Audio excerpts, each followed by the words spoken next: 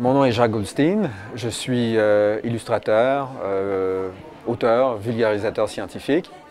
J'ai étudié en géologie, j'ai mon diplôme de géologue de l'Université de Montréal. J'ai travaillé quelques années en géologie et le hasard a fait que je suis revenu à mes premiers amours, le dessin.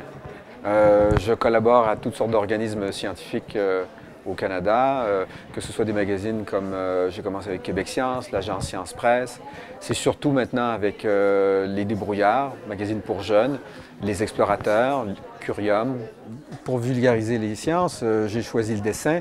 À vrai dire, c'est peut-être c'est les sciences qui m'ont choisi, c'est-à-dire que on m'a demandé d'illustrer un petit livre qui s'appelait Le Petit Débrouillard, qui était un recueil de 60 expériences. Et j'étais tellement heureux de faire du dessin que vraiment je suis entré dans cette filière-là par l'intermédiaire de ce livre-là. Et après ça, ça a déboulé, ça a continué. Et donc comment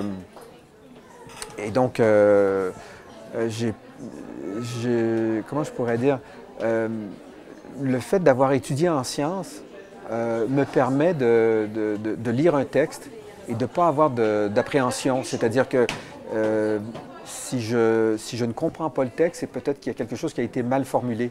Donc, sans être un spécialiste dans toutes les sciences, j'ai au moins ce recul, j'ai cette confiance en moi, le fait d'avoir étudié en sciences, qui fait que je peux émettre une opinion et puis je peux discuter avec des rédacteurs en chef, avec des journalistes scientifiques.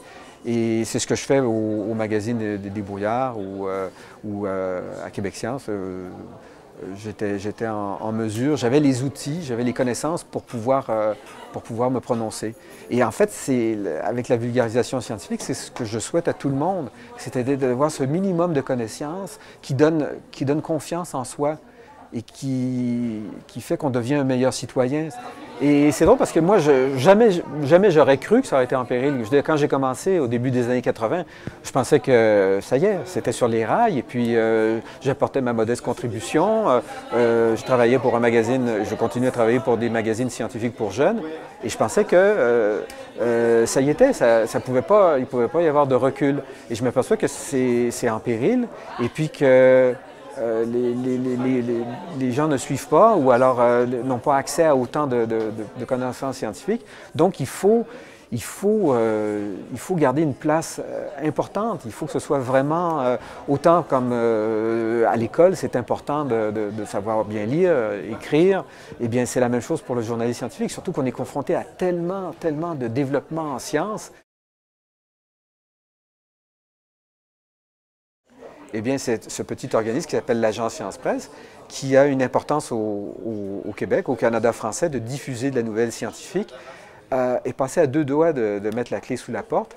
Et vraiment, ça me faisait de la peine parce que j'ai commencé avec l'Agence Science Presse et j'ai vu vraiment, il y avait des larmes, il y avait vraiment, les gens étaient choqués, étaient commotionnés, puis il n'y avait pas de réaction de la part du gouvernement. Vraiment, non, bon, l'Agence Science Presse pouvait disparaître et il n'y avait pas d'alternative.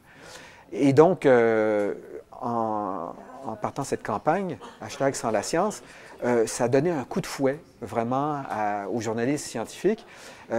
J'appellerais pas ça un feu de paille, je dirais vraiment que ça a été un feu d'artifice parce que tout à coup, ils ont accès à des médias très importants, la télévision à grande écoute, la radio, la même chose, les réseaux sociaux en ont parlé. Donc, ça a été vraiment une belle récompense pour eux. Et si ça peut contribuer à ce que l'Agence Science Presse survive, il va y avoir de la suite à cette campagne hashtag sans la science, eh bien, il ne faut pas que ça disparaisse. C'est vraiment très important. Et donc, moi, je souhaiterais qu'il y ait quelque chose comme ça en France, parce qu'on me dit que le journalisme scientifique est mal en point en France. Pourquoi est-ce que ça ne pourrait pas se réaliser? Pourquoi il n'y aurait pas... On n'y croyait pas trop aussi, parce que cette campagne, parce que il y avait zéro moyen. On n'avait pas d'agent de communication, il n'y avait pas d'argent à donner à des journaux, des choses comme ça. Et ça s'est fait vraiment par le bouche à oreille. Et puis, ça a été une belle formule. Même les autres organismes, comme Québec Science ou les Débrouillards, ont trouvé ça un peu étonnant. Comment ce petit organisme-là est arrivé à tirer son épingle du jeu, puis vraiment à se mettre sur la sellette, alors que nous, d'habitude, il faut débourser des sommes considérables pour attirer l'attention des gens. Donc, ça a fait parler du journalisme scientifique. Alors, c'est ce que je souhaite en France aussi.